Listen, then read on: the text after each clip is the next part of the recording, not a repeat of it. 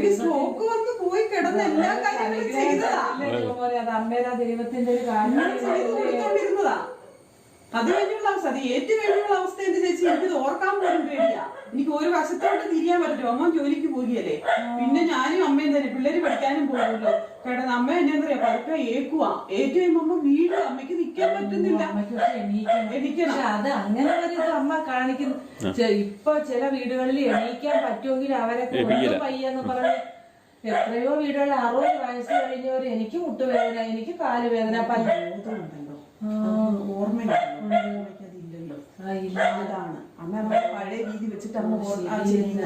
അപ്പൊ അമ്മ വീഴാൻ തുടങ്ങുക. അപ്പൊ ഞാൻ ആ രണ്ട് കെട്ടിലല്ലേ കടുപ്പിച്ചിട്ടിട്ട് അമ്മയ്ക്ക് ഇറങ്ങി പോകാൻ പറ്റാത്ത രീതിയിൽ ഞാൻ അമ്മേനെ പിടിച്ച് കിടക്കുക.